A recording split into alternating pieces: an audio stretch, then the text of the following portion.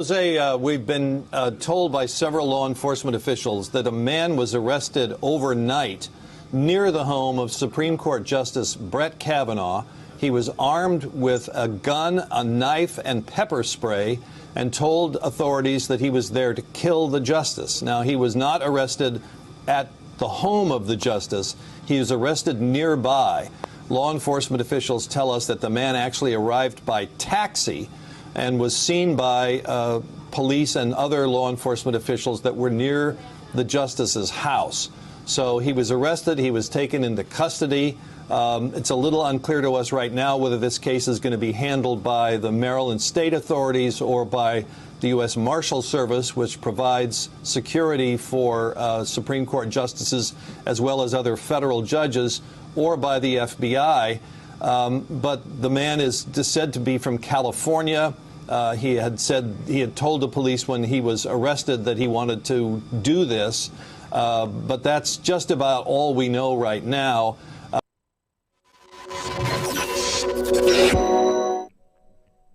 My name is Benny Johnson, and welcome to The Benny Show. We bring you breaking news right now, breaking this very instant. A California man carrying a gun, carrying a knife, carrying pepper spray, and carrying tools to break into a home has been arrested outside of Brett Kavanaugh's home. He was arrested by the authorities after threatening the life of Brett Kavanaugh, and once arrested has told the authorities that he intended to kill Justice Kavanaugh. We repeat, this man, presumably a leftist, drove from California with tools, weapons to break into Brett Kavanaugh's home and to physically harm and intended to kill the justice. This is serious stuff. He is now in police custody. How many more of them are there? This man is in police custody, reading to you from the Washington Post. He is in his mid-20s, and he was found to be carrying at least one weapon and burglary tools. People said, speaking on the condition of anonymity. He had been notified by as a person of interest and a threat to the justice, but it's not immediately clear who provided the initial tips, people said. The man apparently did not make it onto Kavanaugh's property in Montgomery County in Maryland. He was stopped near the home on the street by the authorities. He was on his way to Brett Kavanaugh's house. I repeat, this armed, presumably leftist, was on his way to Brett Kavanaugh's house. How do we know he's a leftist? Well, one, he's from California, and secondly, initial evidence indicates the man was angry about the leaked draft of an opinion by Roe v. Wade, striking down Roe v. Wade in the Supreme Court.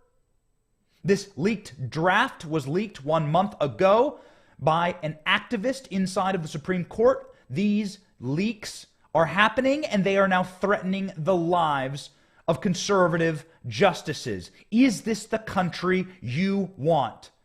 Leftists, communists, fascists, is this the country that you want? Absolutely stunning. An activist on the Supreme Court, now, we have done our research on this. There are very few clerks on the Supreme Court. There are very few people with access to the internal deliberation and the draft decisions.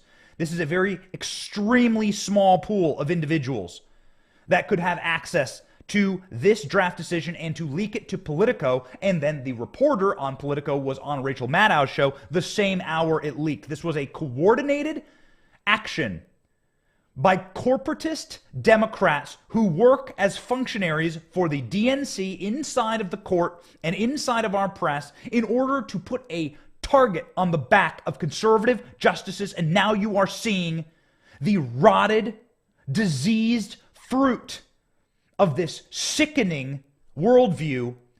Anything for power. Rest in power. These people are sick. This man might have been successful. It seems like he was on Brett Kavanaugh's block with a gun and a knife and pepper spray and break-in tools. What was going to happen? Was he going to break into Kavanaugh's house and wait for him to come home? Kavanaugh has two beautiful little daughters, two little girls, and a wife. What was he going to do? Attack them if they couldn't get to the justice? The man tells police that he was upset about the leaked draft opinion by the Supreme Court, signaling that the court was preparing to overturn Roe v. Wade, a 49-year-old decision that guaranteed that women in America can have abortions. He was also angry over the spate of mass shootings, people said, according to the Washington Post. So he's upset about the mass shootings, and so he's going to travel with a gun to a Supreme Court justice's house and shoot him? Presumably, that's what the Washington Post says. That's what the police report, and these people who are leaking say about this man, a 20-year-old from California. If you're just joining us, a 20-year-old from California has been arrested outside of Brett Kavanaugh's house. Apparently, it was on Brett Kavanaugh's block. And he had a gun, a knife, mace, and break-in tools in order to enter his home. This man then told the authorities that he intended on killing a Supreme Court Justice of the United States of America, Brett Kavanaugh. This is modern leftism. This is fascism. Anything in the pursuit of power. It doesn't matter who gets hurt. It doesn't matter whose lives is destroyed. We will leak. We will wreck any institution that is standing in our way. We believe that now is the start of history. Karl Marx calls it the end of history, meaning that nothing that happened before this very moment in time matters. The institution of the Supreme Court doesn't matter. The U.S. founding doesn't matter. The Constitution doesn't matter. Declaration of Independence, Bill of Rights, none of it matters. The founding fathers don't matter. Capitalism doesn't matter. The Western traditions, Christianity, the lives of the prophets and the saints, none of it matters. Nothing matters up to this very second in time. We must seize power at this very moment and destroy everything that stands in our way. That is the worldview of the communist. And so this leak is being done with that pursuit. The goal of this leak is to harm the justices. The goal of this leak is to intimidate the justices. It is to inspire this type of radicalism. You've seen this time and time again on the left, and we do not talk about it enough. Black supremacists shooting up entire city blocks, mowing over people in a Christmas parade. Black supremacists gunning down police officers. The wild-eyed congressional shooter who was targeting Republicans in 2017. This was a Bernie Sanders supporter. This was an MSNBC leftist who shared anti-Trump memes. I went through his entire Facebook page at the time. At the time, I was reporting for the Daily Caller, and I went through the entire Facebook page of this absolute mentally ill sociopath leftist. Fascistic leftist. It is no longer operable to call them liberals. They are not liberals. They are leftists. They are fascists. And their goal is the destruction of everything that came before them and the seizure of all power. And they do not care, just like any fascist, who gets hurt in the process. Now Justice Kavanaugh is sitting there. This is the intended effect. The intended effect of this leak, this is the result. This is a successful result of this leak. This is what they wanted, the left. They intended on this to happen. And the reason why is pretty clear. They want to threaten and intimidate. And it really wouldn't matter to them if this person was successful because they would get the result that they wanted. Anything for power. And anything that threatens their power must be done away with.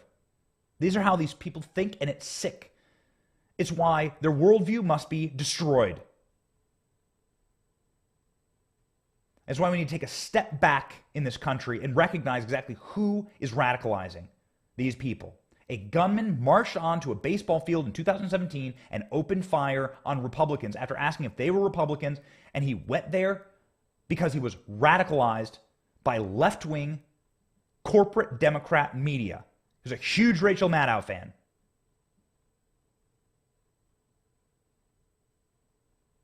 This is what happens when you dehumanize. This is dehumanization. They have dehumanized the right. They have dehumanized conservatives. And so their base, their mentally ill base, does not even believe that we are worthy of basic human rights. This is a human rights issue. And it is a security issue. And John Roberts better damn well release this decision immediately. Release the Roe v. Wade decision. It's the title of it is Mississippi versus I can't remember the exact name of the decision. This is what you must do. If you are to protect your institution, if you are to protect the justices on the Supreme Court, you must release it now. Eliminate the opportunity for these sick, mentally ill individuals to be radicalized by leftist corporate media into thinking that maybe they can go out and change this decision by attacking Brett Kavanaugh, which is exactly what's happening here. Fox News says that the man's name is being withheld at this time, but that the Montgomery County Police Department are handling the investigation. This should be a federal investigation. This needs to be a federal hate crime investigation. And the FBI needs to get involved into who actually leaked this document. Far be it for me to ask for the FBI's involvement in anything, but there needs to be federal justice on this issue. This is threatening the lives of Supreme Court justices, and this is obstruction of justice because you are attempting to harm and intimidate. You have seen the protests outside of Roberts' house. You've seen the protests outside of Amy Coney Barrett's house. And now this, a maybe perhaps deadly incident that was stopped, thank God. But here we stand. A leftist from California, armed to the teeth, ready to kill Brett Kavanaugh. Arrested. What happens next? What needs to happen next is we need to find who this leaker was. We need to have federal law enforcement raid the journalist's home, just like they did to James O'Keefe, seize his cell phones, look through his data, find who leaked it, prosecute, and make examples of these people. Because they are threatening the lives. We have said this time and time again on the show. They are threatening the lives of Supreme Court justices. This is this ideology. In case you're wondering who you're up against, this is the ideology that we are up against. Here it is. They're ready to kill for power. In case you were wondering if they're any different than Mao's Red China or Stalinist Russia, the answer is no. They are willing and ready to kill for power. People are monstrous. Anything for power, and that is exactly what the topic of the show is. Anything for power, including, but not limited to, stealing elections. That's right. Here we go, ladies and gentlemen. And the decision, by the way, is Dobbs versus Jackson Women Health Organization in the case. Just got that from the team. It's breaking news. Breaking news.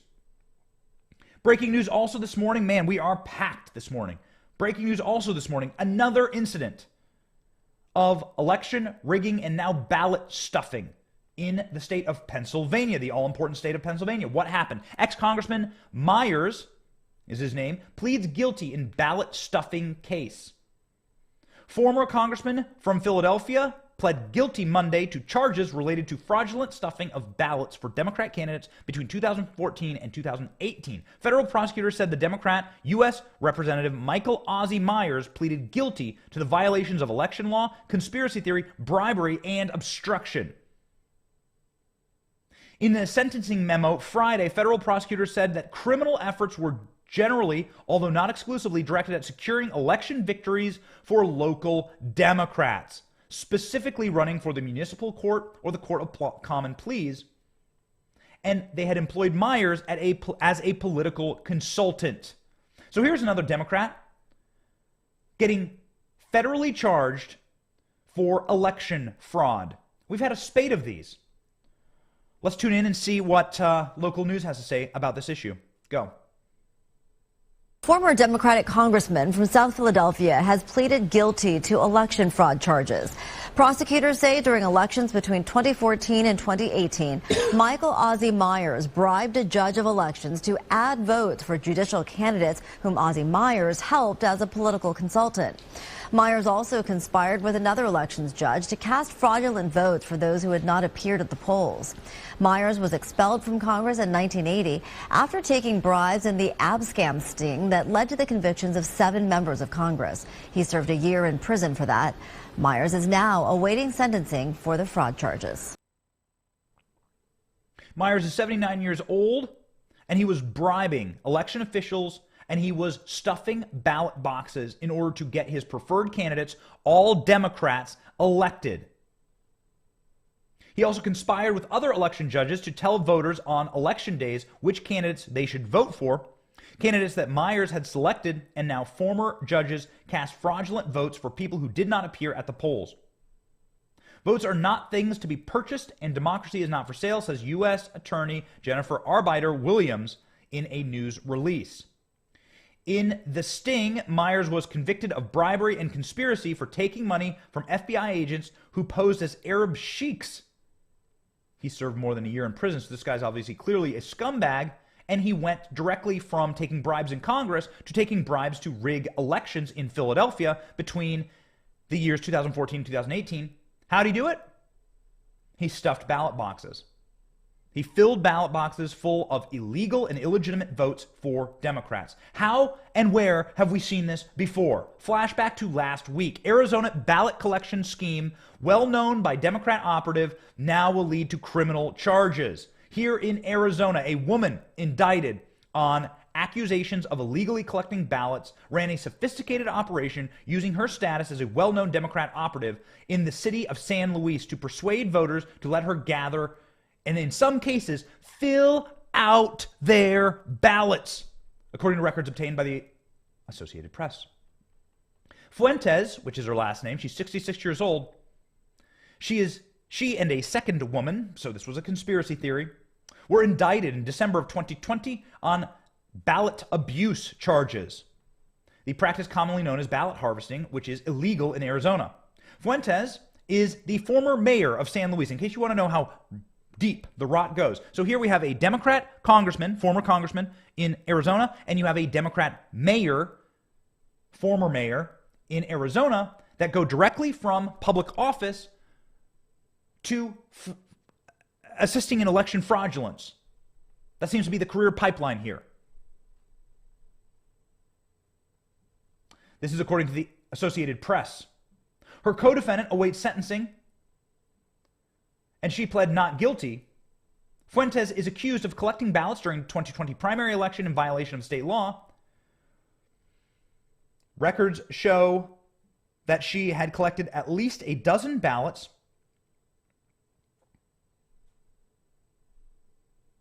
The investigation says that the ballot collection took place outside of a cultural center in San Luis on the day of the primary election.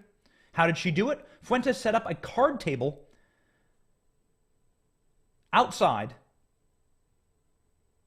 and took mail-in ballot envelopes, filled them out on the card table, marked them, and then walked into the cultural center and deposited them inside of the ballot box. Again, reporting from the Associated Press. This was all videotaped, so it's caught on video. I want to see it. Fuentes is charged only with the actions that appear in the videotape, but there's more. The Attorney General's office investigator wrote that there's evidence suggesting that Fuentes actively canvassed the San Luis neighborhoods and collected ballots and paid for them.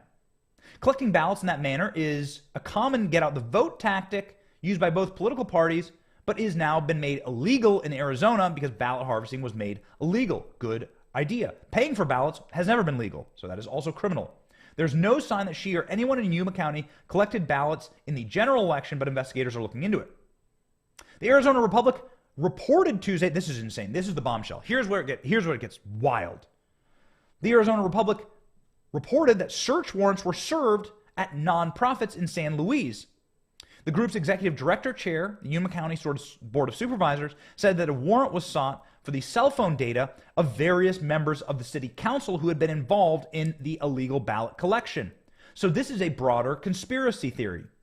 If you've seen the movie 2000 Mules, the movie asserts that there are nonprofits and NGOs that act essentially as safe houses or staff houses for the ballots, and that those ballots then get sent, that those ballots then essentially get collected and sent out.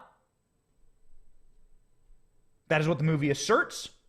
Let's see what this Arizona investigation turns up.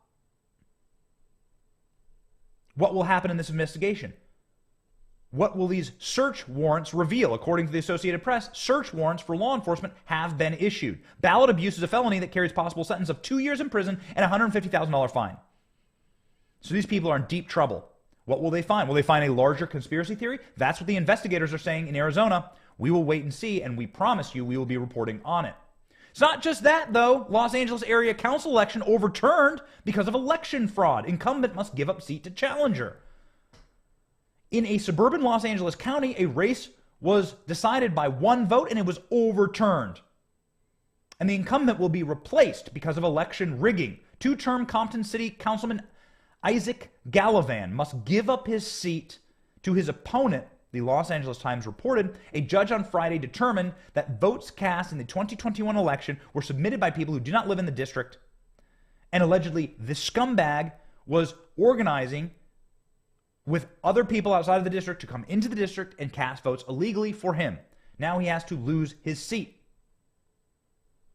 This is not just a single party issue, in case you were wondering if we are intellectually consistent. Recently, there was a member of Congress, Republican from North Carolina, who was indicted on serious charges of election rigging and illegal vote casting for his election and coordinating a conspiracy to get illegal votes cast in his election. How do you prevent this? Here's what we're trying to say. How do you prevent this? You prevent this very simply. 1, audit all voter rolls. Only legal residents living in the district are allowed to have their names on a voter roll. 2, same-day voting. 3, paper ballots so you can track every single vote. And 4, voter ID. It's very simple. Show me your government-issued ID. We're going to match that to our voter roll. Then we're going to give you your ballot. You're going to go vote. You're going to turn that ballot back in. Pled guilty in Philadelphia, ex-congressman for ballot stuffing. Philadelphia, Arizona, California, North Carolina. And in case you were wondering, this is a bipartisan issue.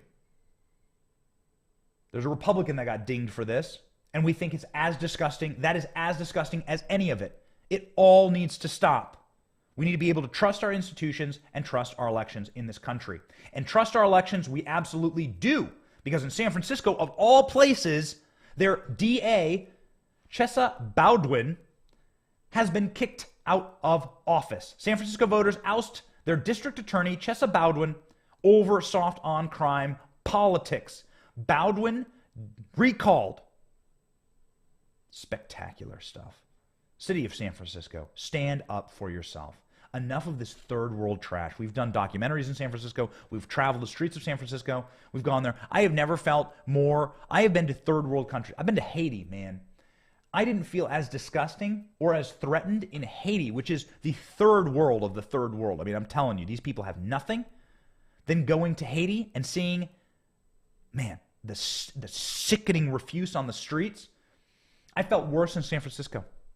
I felt like I was more threatened in the Tenderloin district of San Francisco with the open drug use, the needles that cracked under my feet when I stepped on them, the roving bands of drugged out, completely zonked. You can look in their eyeballs and see they're not there, like wandering down the streets like zombies, chasing after me and my cameraman.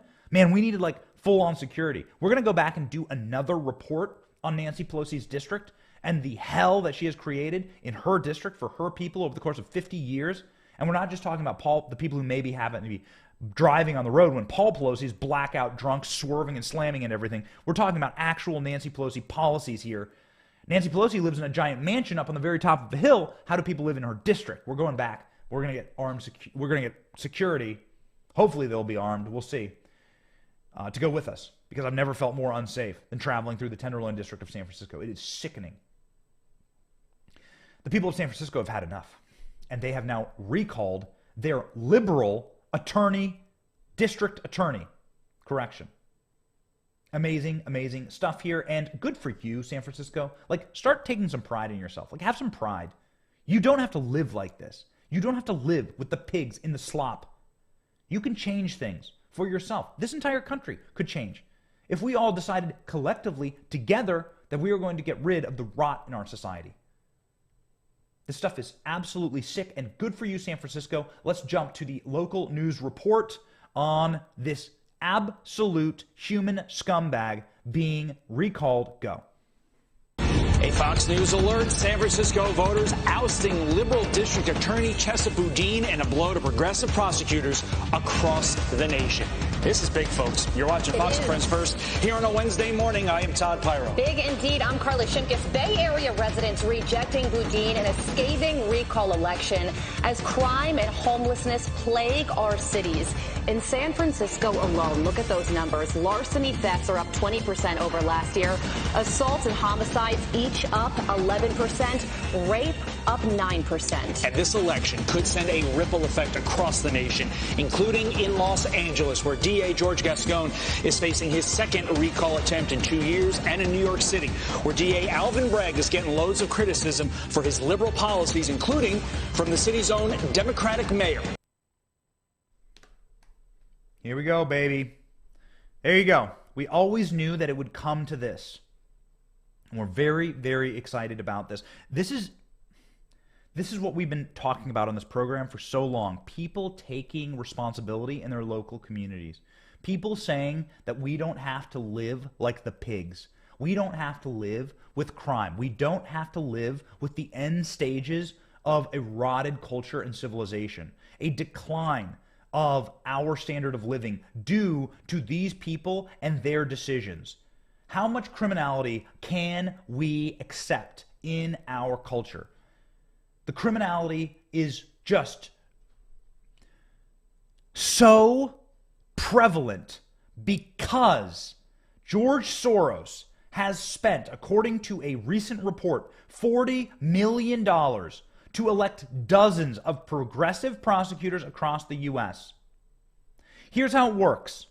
Inside of these cities, which are the epicenter of crime, inside of these cities, which are the apex of where the crime actually happens. The crimes don't happen in the countryside. Crimes don't happen where I grew up, in the middle of a field in Iowa. Most crimes happen inside of densely populated areas where people are living the way they were never designed to live. They live like rats, on top of each other.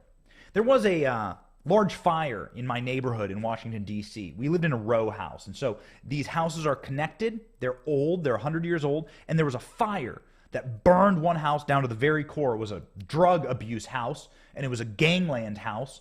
That's how posh my life is. It was a gangland house, and it was burned by a rival gang right to the ground. What that fire did is it revealed underneath the house this giant nest of rats, and where rats lived.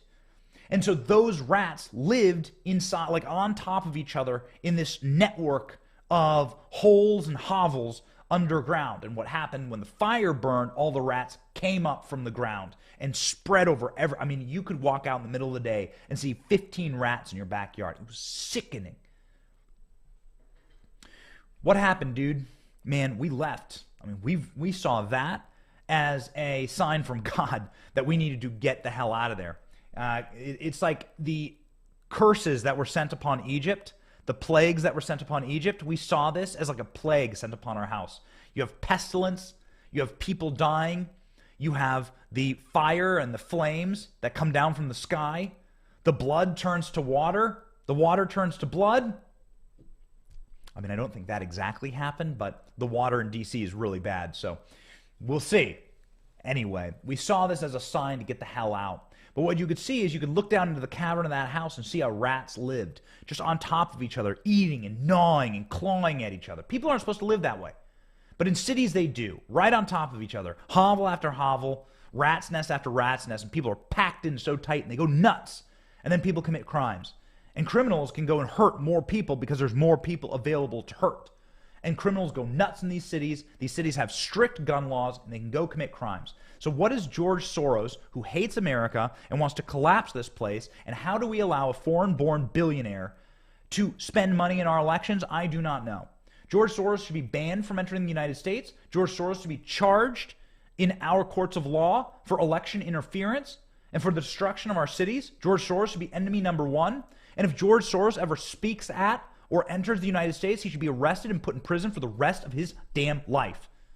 He's 95 years old. This should be the way he goes out. In chains. In a jail cell. Because of what he's done to these cities, and specifically to these poor minority populations inside these cities, who are the people who are the recipient of the district attorneys that he helps elect. Because these guys come in, and then they release the felons onto the street.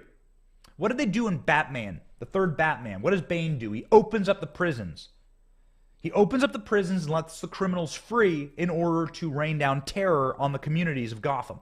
That is precisely what these district attorneys do. They open up the prisons. They let felons back out on the street. They do not issue harsh sentences that would actually perhaps rehabilitate or, at the very least, remove these people from society. These district attorneys' only job is to release the felons onto the street. Put the criminals back among the population so they can reoffend and recommit crimes. Worse crimes, worse crimes, worse crimes every time. That's what happened in San Francisco. George Soros should be arrested. Tuesday's recall election, Proposition H on the ballot, could prove a bellwether for voters' sentiment across the U.S., including in New York, where Manhattan District Attorney Alvin Bragg has faced widespread criticism since enacting a slew of progressive policies after taking office in January. Around the country, we have seen the rise of so-called progressive DAs, Richie Greenberg says, former Republican mayoral candidate, who spoke about the recall effort. We here in San Francisco have lived it, and we do not want to see the great city of New York fall the way that San Francisco has. New York does not have a recall in its elections, but its governor is empowered to remove district attorneys who fail at their jobs. Well, I highly doubt that'll happen with Kathy Hochul. We'll see. Boudin's loss, or Boudin, I've been saying it wrong. My team's saying, you're saying it wrong. You're saying it wrong. Boudin, what is that? Is it French? Is it Boudin? Chef Boudin? Chef Boudin? Sorry, guys. I'm not French. Boudin's loss followed February's recalls of 3 San Francisco school members amid outrage over their decisions to spend time renaming a third of the city's schools instead of reopening classrooms due to the COVID-19 pandemic. Mayor London Breed, who in December announced a crackdown in which cops would be less tolerant of the bull S that has destroyed their city, will name Boudin's replacement in a special election held in November. Yeah, well, don't count on that person to be a hardliner. Here's how it works. You do the crime, you do the time. That's how it works in America. If you commit a criminal act, then you have to go to jail. That's the way you stop further criminal acts. So whether you're looking at the guy who was just arrested in front of Kavanaugh's house, or whether you're looking at the people who committed election fraud, like the guy in Philadelphia or the lady in Arizona. They're being charged for election fraud, ballot stuffing, and ballot harvesting. The only way to prevent people from further threatening to kill Supreme Court justices or further harvesting ballots or stuffing ballot boxes is to arrest these people and make examples of them. But these district attorneys do not do that. They let them free. And so if you're going to potentially commit a crime, if you're going to commit carjack, let's say you want to steal cars. Your thing is carjacking. I'm going to go steal a car. And you watch your buddy who stole a car get arrested, and he's back in his home the same day. Nothing happens to him because of one of these district attorneys. And he's just sitting there, popping Cheetos into his mouth, drinking Pepsi, watching the game, ready to go steal another car. Is that going to incentivize you to steal cars, or is that going to disincentivize you to steal cars? It's going to incentivize you. It's going to be like, I should steal as many cars as I can because I'll just be back on my couch eating Cheetos and drinking Pepsi the next day. Now, if your buddy goes to jail for 10 years for stealing a car and has a